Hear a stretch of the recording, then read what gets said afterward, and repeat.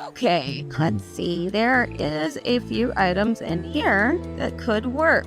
Little decorator items. I think I'm gonna try this one if it doesn't go for two. Brandi Passante spent years digging through forgotten storage units. Then in 2023, she bought a locker for $2,800 that nobody else wanted. The door was rusted shut. The smell was terrible. Even Jared would have walked away. But something made her stay. What she found inside changed everything. Bank records, legal documents, and a collection so rare the appraisers needed armed guards. The total value shocked even AE executives. But Brandi had to make a choice that haunts her today. Brandi Passante was born on May 16, 1980 in Harris County, Texas. It wasn't an easy place to grow up, and her home life was even tougher. From a young age, she was physically abused by her brothers. This wasn't playful wrestling. It was violent, frightening, and constant. Brandi later said, "My brothers used to beat me up all the time. I learned to fight back, and that's why I don't take crap from anyone now." In that kind of environment, you either broke down or toughened up. Brandi chose the second. That toughness would become her shield in life and her edge in the business world later on. But inside, she wasn't as fearless as she looked. Brandi was shy, quiet, and often unsure of herself. She didn't enjoy socializing. She didn't know how to be the loud, outgoing kid. Instead, she gave people what she called dirty looks. It wasn't meant to scare them, really. It was just a way to protect herself. If she looked angry or distant, maybe they'd leave her alone. That look stuck with her. Years later, fans of Storage Wars would recognize that same stare. She even laughed about it, saying her resting face was never about attitude. It was just how she kept people from seeing how nervous she really was. Her childhood wasn't just chaotic. It was deeply painful. There was no warmth at home, no safe space. That kind of emotional void forced her to grow up fast. She stopped trusting easily. She didn't wait for people to save her. She built a wall and relied only on herself. That sharp instinct for reading people, knowing when someone was lying, sensing trouble before it hit, came from years of living on edge. It helped her survive, and later it helped her win. In storage auctions, where you often had to make snap decisions and trust your gut, she had a huge advantage. She didn't learn those skills from a book. She learned them by surviving her childhood. Her life began to change when her family moved to California. The move was a shock. New place, new culture, but it was also a chance to leave some of the pain behind. In California, she had a fresh start. Eventually, she met Jared Schultz. The two clicked and their partnership grew beyond just romance. They started working together, diving into the world of storage auctions. It was a rough business. You had to think fast, act faster, and know how to hold your ground. Brandi was made for it. Not because she planned to be, but because her past had trained her for chaos. She didn't flinch in tough moments. She didn't back down when things got messy. She leaned into the chaos and made it work for her. Even before the cameras ever found her, Brandi had developed a strong work ethic. She didn't have a choice. With little money and even less emotional support, she learned to carry her weight early. She worked odd jobs, helped around the house, and never waited for someone else to fix things. That attitude stayed with her. In 1999, Brandi Passante and Jared Schultz met while working at a carpet cleaning company in Tustin, California. Jared was the sales manager. Brandi was the new hire. Their jobs weren't glamorous, and their connection didn't start with sparks. Jared was technically her boss, and workplace relationships weren't exactly encouraged. At one point, a mutual friend even left notes on Jared's truck, reminding him to be nicer to her. He could be rough around the edges, and he admitted it. Brandi wasn't immediately sold on him either. In her own words, "He wore me down." He was persistent. It was an odd match formed between carpet stains and chemical fumes, but it worked. That quiet beginning would lead to one of reality TV's most memorable duos. Their future fame was still far off, but the foundation had been laid in the most unlikely setting. Their time in carpet cleaning turned out to be more useful than anyone could have guessed. Cleaning people's messes, sorting through their forgotten stuff, and dealing with daily grime taught them something valuable: how to see worth in what others tossed away. That experience gave them an edge when they stepped into the world of storage auctions. When Jared's aunt, who managed a public storage facility, suggested they check out a local auction, they gave it a shot. They didn't come in cold. Years of sorting through junk had taught them how to spot hidden value. They weren't afraid to get their hands dirty, and that mindset gave them an advantage over people who were. Most folks saw a pile of junk. Brandi and Jared saw a puzzle to solve and maybe a profit. Before they ever became TV stars, they took a big risk. In February 2010, they opened a thrift store called Now and Then in Orange, California. Their plan was simple: buy cheap items from storage units and sell them in the shop. It wasn't glamorous, but it paid the bills and built their reputation. The store did well enough that they opened a second location in Long Beach in March 2013. They even threw a grand opening party with food, music, and fans. But retail isn't easy. The Long Beach shop struggled and closed in 2014. The Orange store quietly shut down around 2016. Still, the stores mattered. They proved that Brandi and Jared were willing to gamble on themselves. And that gamble caught the attention of TV producers. It was those shops and the couple behind them that helped land them a spot on Storage Wars. Their thrift stores weren't just businesses. They were launch pads. When Storage Wars hit the airwaves on December 1, 2010, it didn't take long for Brandi Passante and Jared Schultz to shake things up. At just 30 years old, Brandi wasn't just one of the youngest buyers on the show. She was also one of the boldest. Most of the veteran bidders were older, more set in their ways. But Brandi and Jared came in with no fear and no filter. They didn't follow the rules. They learned on the job, made risky bids, and made plenty of mistakes, but they learned fast. And they learned in front of millions of viewers. Their nickname, the Young Guns, wasn't just a catchy title. It captured exactly what they were. New blood with something to prove. While juggling the chaos of auctions, they were also raising two young kids and managing their thrift shop Now and Then in Orange, California. That mix of ambition and pressure made them relatable. They weren't just trying to win auctions, they were trying to build a life, and that made people root for them. Brandi and Jared didn't just change the energy of the show. They helped redefine who could succeed in that world. Right from the start, Brandi stood out. She wasn't dramatic for the cameras. She didn't act. What you saw was what you got. Her eye rolls, her annoyed looks at Jared, her joy when a risky bet paid off. None of it was fake.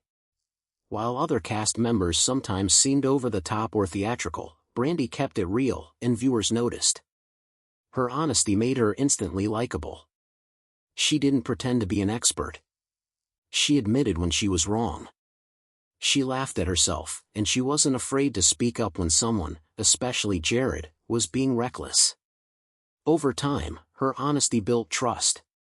Fans connected with her because she didn't hide behind a polished image. She opened up about the challenges of balancing fame, family, and business. She once described the show as a blessing and a curse, and that line stuck. It showed how much pressure came with the spotlight, even as it opened doors. Her openness didn't stop when the cameras turned off.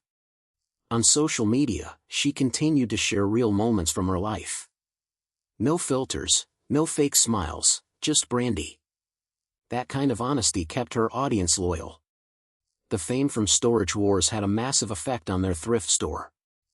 Before the show, Now and Then was just a small second-hand shop relying on local walk-ins. But after the first season aired, everything changed.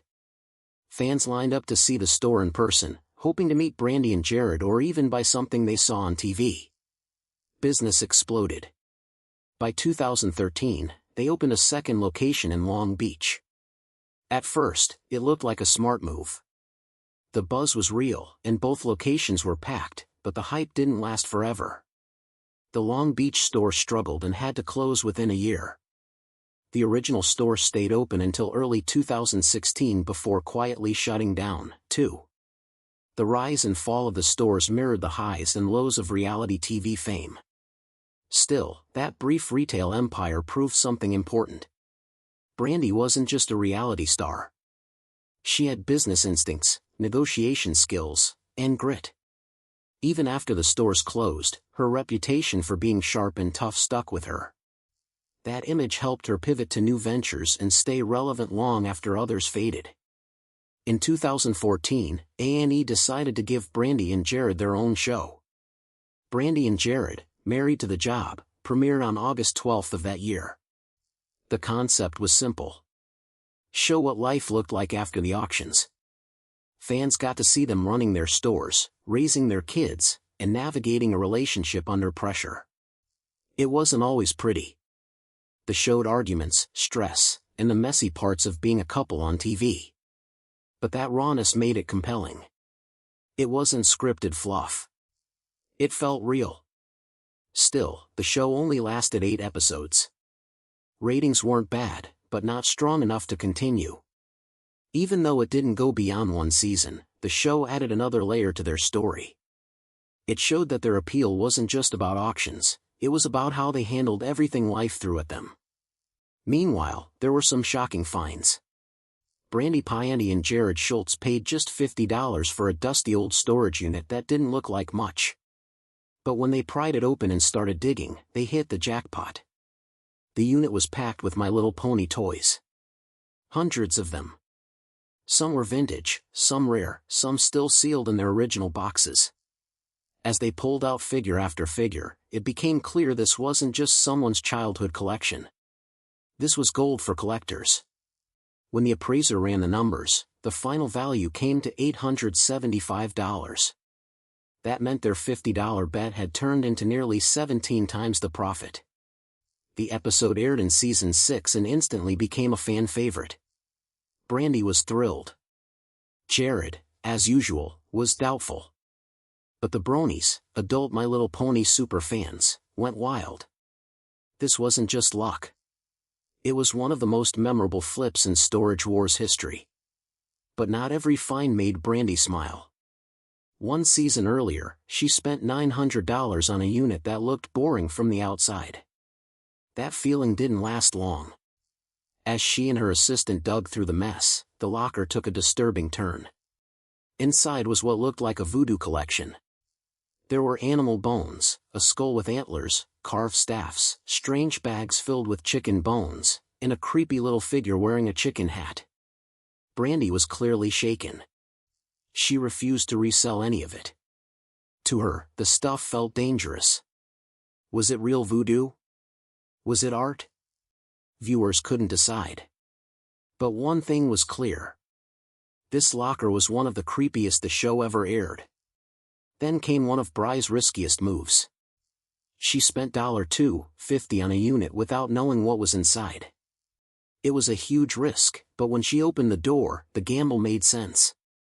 The locker was filled with professional screen printing equipment, screens, presses, dryers, even an exposure unit. It was everything needed to start a printing business.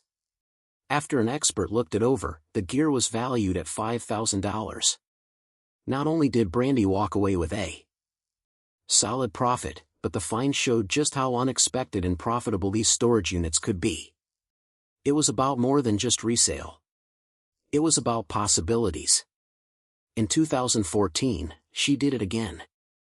She put down $1,250 on another locker that looked like it had nothing but junk. Jared wasn't sure about the call, but as they sorted through it, things got interesting. Hidden under piles of old stuff were paintings, wall decorations, and personal artifacts. Then they found the big prize, a professional-grade paint spray system worth over $3,000. When everything was added up, the locker was valued at $3,500.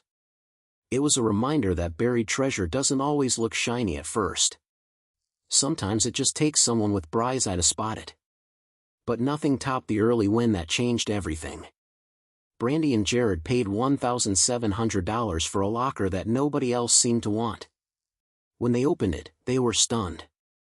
It was packed with vintage toys, action figures, rare collectibles, all in excellent shape. The collection was massive and the quality was unmatched. Once it was all appraised, the final value came to $12,800. That single locker turned into one of the biggest scores in Storage Wars history. The story of Storage Wars took a dramatic turn in December 2012.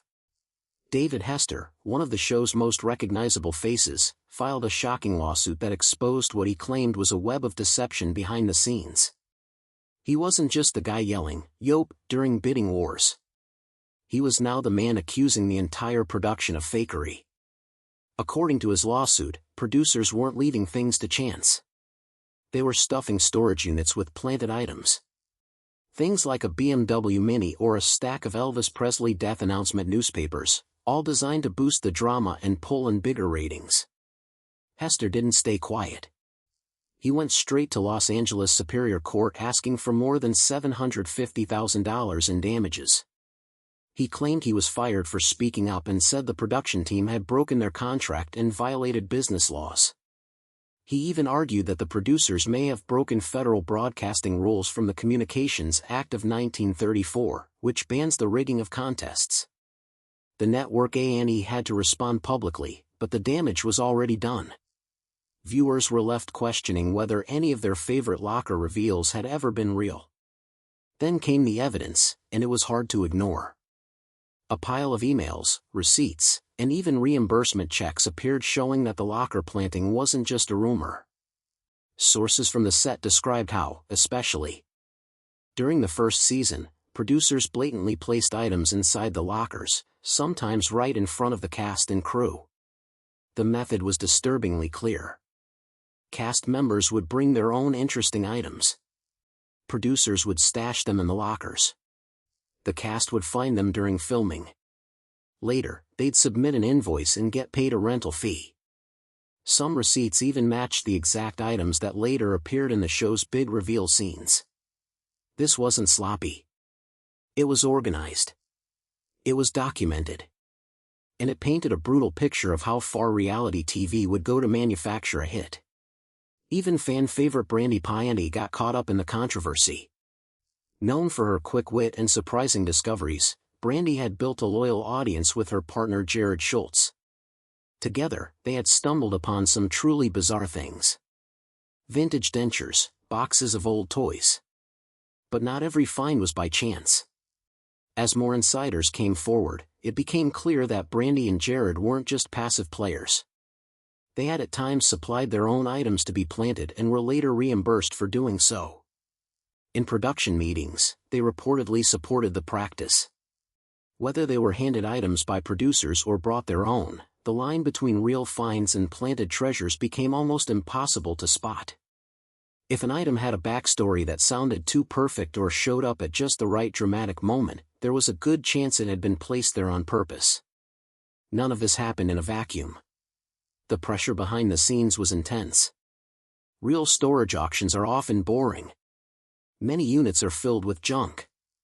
Old clothes, broken furniture, paperwork. That doesn't make good TV. To fix that, producers allegedly leaned on the cast to play exaggerated versions of themselves. Some were asked to say certain lines. Others were pushed to argue on camera. Sometimes editors stitched together clips from different conversations to create fake arguments or dramatic reactions. These tricks, known as Frankenbites, blurred the line between real emotions and. After all that, Bry's life shifted dramatically. She was awarded full custody of their two children, Peyton and Cameron. And it wasn't an easy path. Peyton had been born deaf and with a cleft palate. Cameron had faced a kidney mass scare. Even before the split, Brandi had taken on most of the parenting responsibilities. Now she had to do it all. She called herself the primary caregiver and joked about not having the scary dad voice to back her up anymore. But she didn't stop. She kept working, kept raising her kids, and kept showing up. On social media, she shared moments with them like celebrating Cameron's 21st birthday in May 2024. Her followers saw her as strong, steady, and real. Meanwhile, Jared focused on running a bar in Lake Forest and stayed mostly out of sight. Bry's journey as a single mother wasn't easy, but it became the most important chapter of her life. She was no longer just part of a duo. She was her own person, standing alone. That's when she admitted something even more painful. For years, she said she didn't have an identity. Everything had been about the show. The relationship and the role she was expected to play. She was Brandi and Jared. Not just Brandi. After the split, that changed. She started figuring out who she really was. She called it a time of reinvention. After her split from Jared Schultz, Brandi Passante didn't just move on quietly. She shifted her focus in a powerful public way. In 2019, she partnered with a nonprofit called Women's Own Worth, which helps survivors of domestic violence. At their annual event, Wapalua, Brandi did more than show up. She took the stage as MC and helped raise $100,000 in a single night. For her, it wasn't about publicity.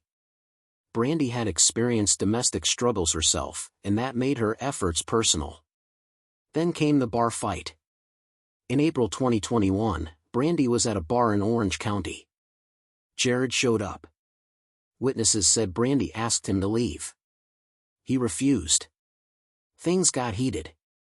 He allegedly pushed her twice and yelled at her and her friends.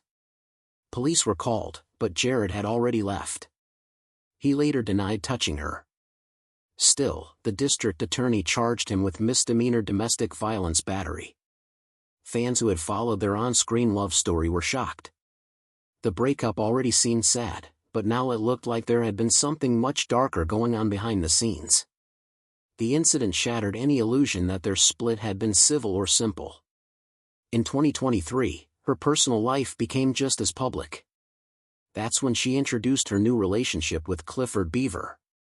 He's a real estate agent and runs a bar called Our Place Bar and Grill in Lake Forest, California. After spending nearly 2 decades with Jared, this new chapter came as a surprise to fans. But the way Brandi and Clifford interacted, especially on Instagram, felt like a breath of fresh air. They shared birthday tributes, family moments, and behind-the-scenes clips from Clifford's bar. In May 2024, Clifford posted a birthday montage for Brandi that showed them laughing, traveling, and blending their families. Both had kids from past relationships, and together they looked genuinely happy. People noticed. Fans said Brandi looked more at ease, more joyful, and completely different from the tension-filled dynamic they'd seen before. Going public with Clifford wasn't just about romance. It was about reclaiming her peace. Then came the podcast announcement. In June 2025, Brandi revealed she was launching The Real Reality with Brandi Passante. This wasn't some soft celebrity chat. She promised raw honesty and behind-the-scenes truths about the reality TV world. She said she'd talk about what happens off camera, things fans never get to see. She even teased it with the caption, "See, it's about to get real." And people believed her. After all, Brandi spent over 260 episodes on Storage Wars, plus a spin-off, and dealt with the ups and downs of fame, heartbreak, and raising kids in the spotlight. The podcast would premiere across all major platforms, including YouTube. With her blunt style and fearless topics, it quickly became one of the most anticipated launches in the genre. But just when fans thought they knew what to expect, Brandi dropped another surprise. In February 2025, she posted photos from inside a recording studio. The caption was short. "She back. Stay tuned." That post set off a wave of speculation. Was this tied to the podcast, or was she working on something totally different like music, voice work, or even a new show? The mystery only added to the excitement. In an age where celebrity plans usually leak before they're announced, Brandi managed to keep everything quiet. Fans zoomed in on the studio equipment and lighting, trying to decode every clue. No one knew for sure, but one thing was clear. Brandi was reinventing herself again. Not as a storage auction queen, but as a creative force building something entirely new. Financially, she's more than secure. Her estimated net worth in 2025 is around $2 million.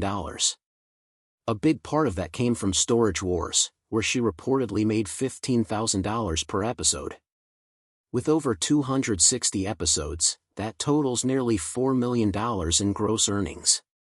And that's before adding her income from Brandi and Jared. Married to the job, her thrift store business, and various merchandise lines.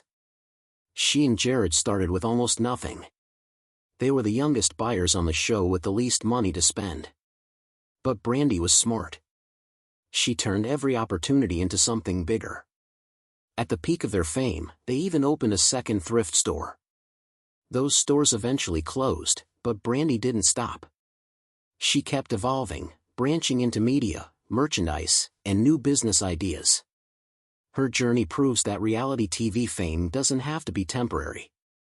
With the right mindset, it can turn into a lasting empire. TV fiction. And the pay wasn't bad. At the height of the show, cast members were making between $15,000 and $25,000 per episode. That kind of money made it tempting to play along.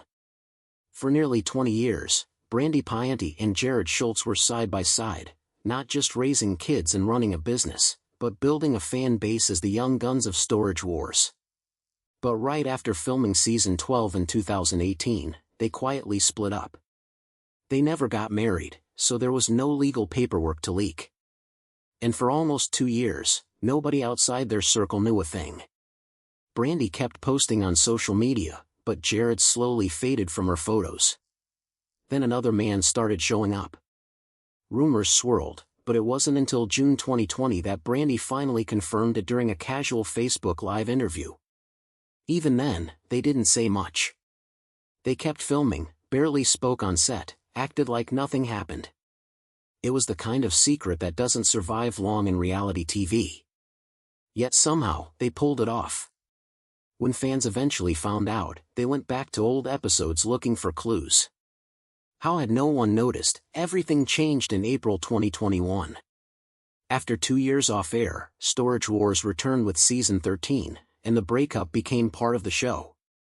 Brandi and Jared were no longer partners. They were rivals, openly bidding against each other and tossing insults. Brandi called him an idiot on camera. Jared joked about bidding just to spite her. The tension wasn't just visible, it was uncomfortable. Brandi later admitted that filming those scenes wasn't easy, but she stuck with it for the show. That season didn't just reveal their breakup, it exploded it. And just as fans were adjusting to this new dynamic, another shock hit. In May 2021, Jared was charged with misdemeanor domestic violence battery after allegedly pushing Brandi at a bar. It wasn't just a messy breakup anymore. It was a legal situation that made everything feel darker, heavier, and far more real than what the show had ever shown before.